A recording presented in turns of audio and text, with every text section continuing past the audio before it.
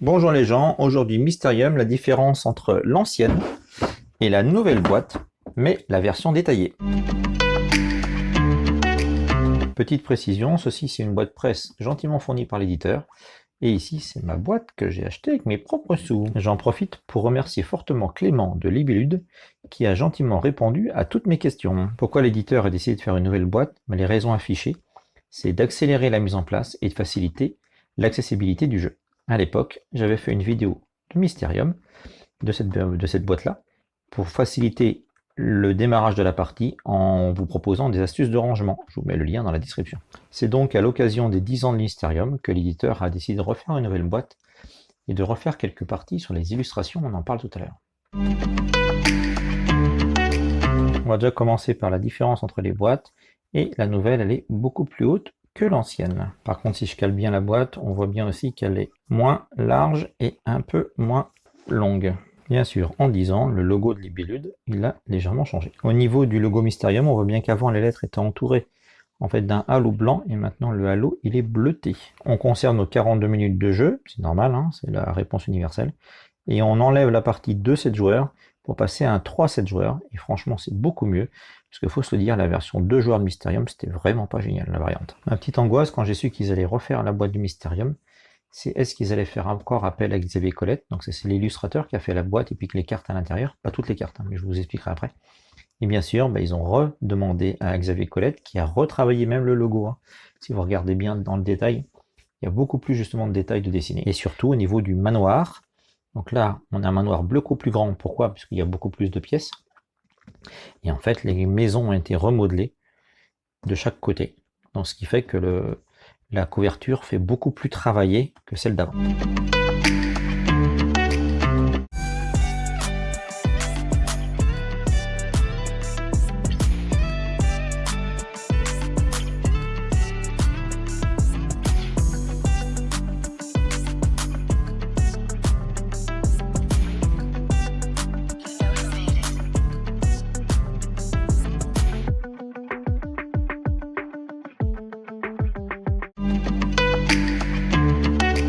Comme l'autre version, on a toujours un thermoformage pour ranger, sauf que là, la grosse différence, c'est qu'on va ranger les cartes en verticale, comme ça, qui vont faciliter le démarrage et la mise en place. Mais je vous expliquerai tout ça après.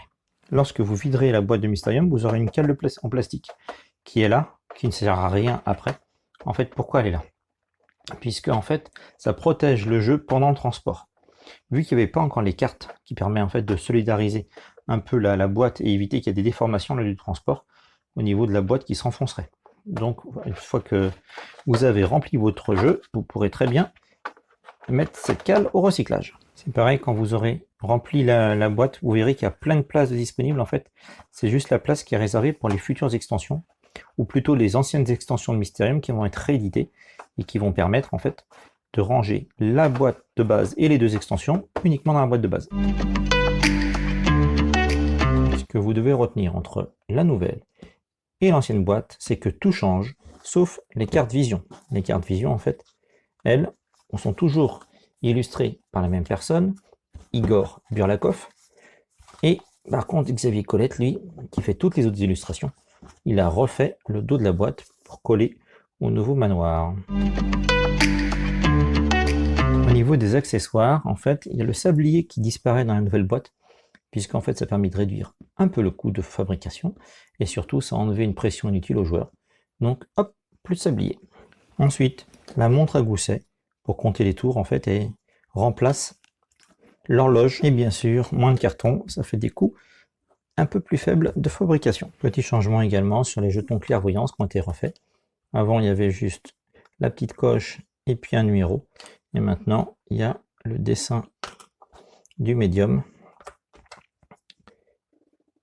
et bien sûr les petites jetons qui nous servent à marquer l'avancement de la clairvoyance ont été légèrement changés aussi. Pour terminer, il y avait les petits jetons de vote qui permettaient de mettre le numéro concerné, et puis avec ça, dans la dernière phase, de choisir le coupable.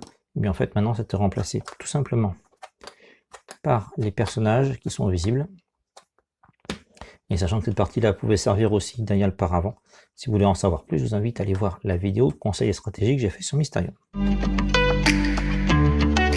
Il faut savoir que la nouvelle boîte coûte moins cher que l'ancienne, et c'est pas négligeable, hein. Moi sur un site internet j'ai déjà vu les deux boîtes en vente sur le même site, il y avait 7 € d'écart, et je vous mets à l'écran le prix public conseillé de la nouvelle boîte et de l'ancienne à l'époque. Et ça n'a rien à voir avec le lieu de fabrication, puisqu'en fait les deux viennent de Chine. Donc bien sûr, tout ce que je vous ai dit avant, les petits changements sur les accessoires, etc., ont sûrement permis de réduire les coûts. Sur l'ancienne boîte, il y avait 18 cartes personnages. Et bien maintenant, en fait, on en a 24. Donc on en a des nouveaux. Je ne vais pas tous vous les montrer pour que vous ayez le plaisir de les découvrir, mais voilà. Et en plus, elles ont un dos différent. Alors, les anciennes, elles avaient ce dos-là, avec un numéro très très visible. Alors que les nouvelles maintenant sont réparties par couleur. On a les vertes, les oranges et les violettes. On voit toujours le dos numéroté qui permet de refaire une mise en place comme avant, dire au hasard, et puis on pioche les numéros. Et ça sert à quoi ça? Ça sert juste pour la mise en place en fait. Vous allez ranger vos cartes, hop, vertes, et vous allez prendre votre paquet de cartes vertes pour le début de la mise en place. Après, quand vous voudrez, vous prendrez les jaunes, et une autre partie, les violettes. Et si vous avez envie, vous pouvez toujours tout mélanger.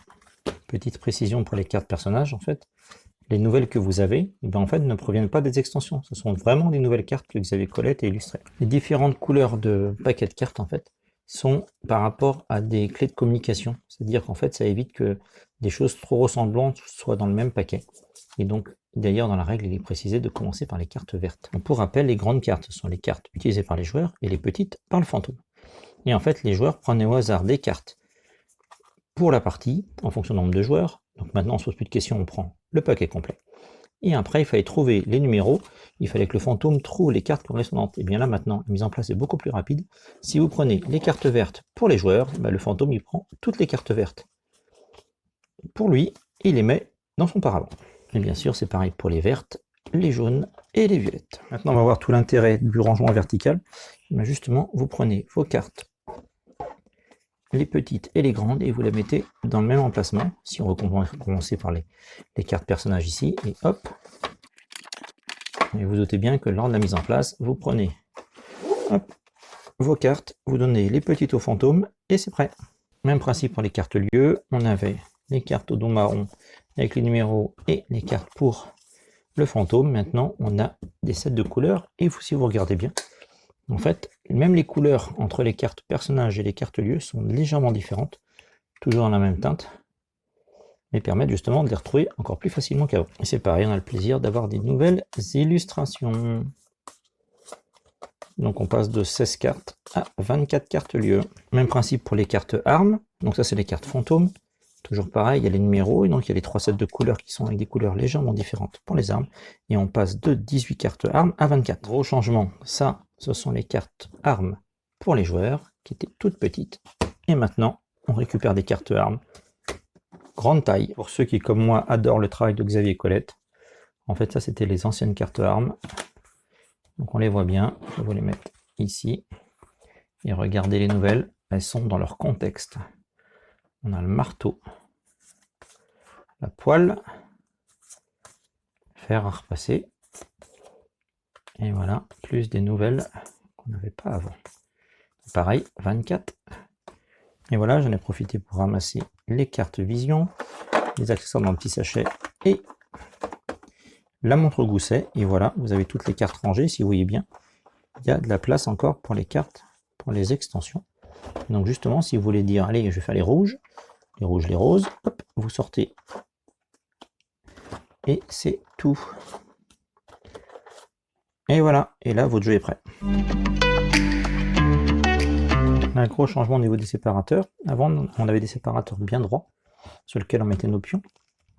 Et en fait, ça permettait de savoir que là, par exemple, il fallait trouver hop, les cartes, et puis ici, les cartes armes, et puis ici, les cartes lieux. Le problème qui pouvait se poser, c'est que certains joueurs se trouvant ici, en fait, ne pouvaient ne plus trop savoir s'ils étaient dans ce sens-là ou dans ce sens-là, pour faire deviner. Donc en fait, ils ont décidé, les builds, de faire des séparateurs sous forme d'angle, pour que justement, dans ce cas-là, là c'est les personnages, ça marche pas, mais voilà, les lieux et les armes, la personne, en fait, les cartes sont entre guillemets encadrées pour pouvoir être sûr de ce qu'on est en train de faire deviner. Toujours dans un souci de gain de temps de mise en place. Vous aviez le nombre de joueurs là qu'il fallait bien regarder pour faire la mise en place. Alors que maintenant, cette partie-là, là, en fait, elle est juste recto, on se pose plus de questions. Et d'ailleurs, si vous voulez vous amuser, essayez d'assembler tous les séparateurs. En fait, entre l'ancienne version et la nouvelle version, les pions des couleurs ont changé. Ils sont passés d'une couleur beaucoup plus sombre, plus dans l'esprit du jeu. Moi, ce que je reproche par contre, c'est des fois la différence entre ces deux pions-là. De loin, en fait, c'est un peu dur à les différencier. Voilà. Les personnages ont changé de couleur. Par exemple, Conrad McDowell, il est passé de bleu, de noir, plutôt de noir, à bleu. En fait, les changements sont liés à la couleur des vêtements, globalement. C'est-à-dire que si on prend Alma Salvador, en fait, vous voyez bien, elle est habillée en rouge. Donc en fait, ils ont décidé de lui mettre une image rouge. Et les enveloppes, en plus, sont vraiment estampillées à la couleur du personnage. Et on continue avec Ardashir qui passe de blanc à jaune, de Mewang qui passe de rouge à vert, d'Alphonse de Bellecour qui passe de bleu à noir, et la seule personne qui ne change pas de couleur, c'est Jocelyn Smith qui reste violette. Ça, c'est l'ancien paravent. Et en fait, le nouveau n'a pas de changement au niveau de l'illustration. Il a juste des couleurs un peu plus bleues, donc un peu moins chaudes, on va dire un peu plus sombres que l'ancien si on compare. Vous voyez, hop.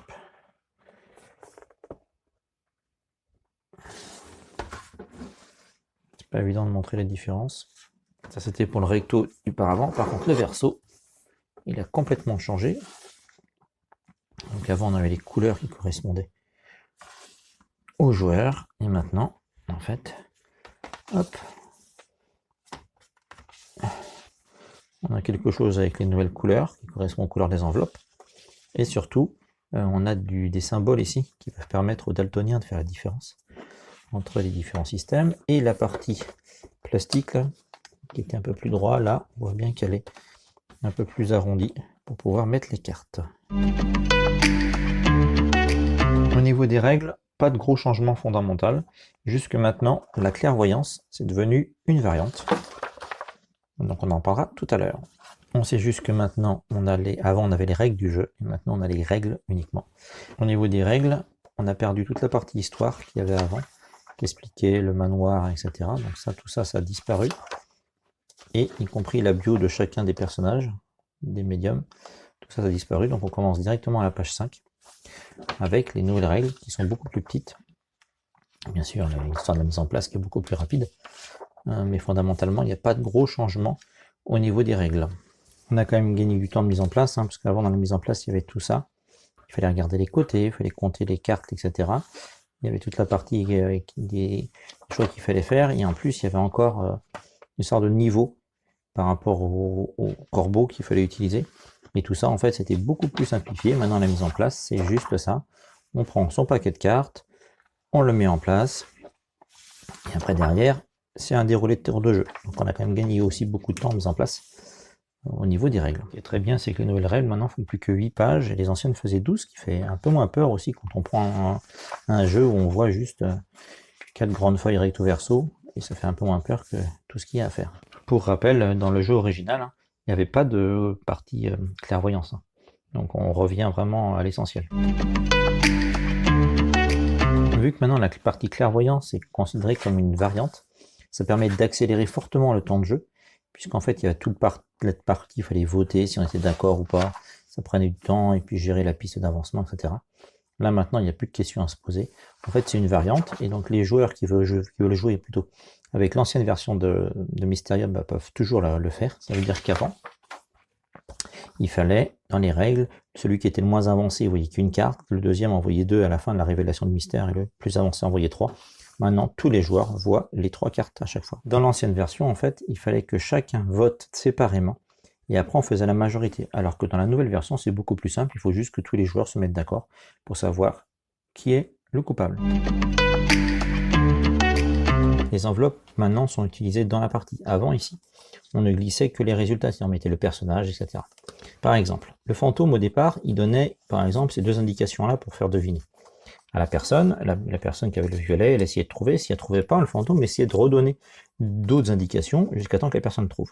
Alors que maintenant, c'est totalement différent. Il peut faire exactement la même chose, hein, bien sûr. N'oubliez pas qu'il y a la partie daltonienne, hein, c'est-à-dire que les motifs sont différents en fonction de chaque enveloppe. Hein. Si j'en prends une autre, hop, il n'y a pas photo. Et donc derrière, en fait, le joueur va, le fantôme plutôt, il va glisser ici les indices qu'il donne au joueur. Le joueur, il consulte ces indices. Si jamais, en fait, il est obligé de faire un deuxième tour, il rend les indices au fantôme, et le fantôme, lui, peut tout à fait défausser les cartes anciennes qui lui plaisaient pas, en fait, qui conduisent en erreur pour en mettre que des nouvelles. Il peut bien sûr compléter. Donc c'est quand même un petit changement de règle important. Pour être plus précis, en fait, il met les cartes qu'il a devinées derrière, et le fantôme, il met les cartes vision devant. Ce qui fait que les cartes vision, elles bougent, et celle-là ne bougera pas. Dans la nouvelle version, nous avons des bougies qui sont plus en adéquation avec un thème de spiritisme par rapport à des corbeaux qui faisaient un peu plus noir au niveau de l'histoire. Donc c'est le même principe, ils servent à défausser les cartes, mais les règles ont légèrement changé. Dans l'ancienne version, il fallait regarder la difficulté dont on se mettait, il fallait compter le nombre de joueurs, il fallait regarder le nombre de cartes qu'il fallait donner. Alors, tout ça c'est simplifié, maintenant on met le même nombre de cartes pour tout le monde. Et en fait, on avait le nombre de corbeaux, qui était soit un par tour, soit un par partie, etc. Donc c'était un peu compliqué. Maintenant c'est simple, en fait on a 3 bougies pour toute la partie pour changer les cartes. Une fois que vous aurez acheté le jeu, je vous laisserai regarder précisément les bougies, puisque moi je les avais pas vues au départ, mais ma fille elle a vu quelque chose de spécial sur les bougies. Si vous regardez, en fait, il reste plein de place, hein. On peut remettre même des cartes vision ici par rapport aux extensions. Et après vous n'avez plus qu'à ranger les enveloppes ici tranquillement et terminer tous les supports qui sont là. Hop là. Non, c'est dans l'autre sens. Et ben non. Si, c'est là. Voilà. On met le paravent, la variante, la règle, et on ferme. Moi je trouve que l'objectif de Libellude est parfaitement réussi. On gagne du temps en mise en place et le jeu est beaucoup plus resserré, beaucoup plus intéressant. Avec la clairvoyance que vraiment je vais même mettre en variante pour moi, qui n'apporte peut-être pas grand chose et qui enlève un peu du sel du jeu. Et au moins on a maintenant un jeu qui va pouvoir sortir plus souvent qu'avant. Voilà, avec Mysterium, la différence entre les deux boîtes, la version détaillée, vous connaissez maintenant toutes les différences.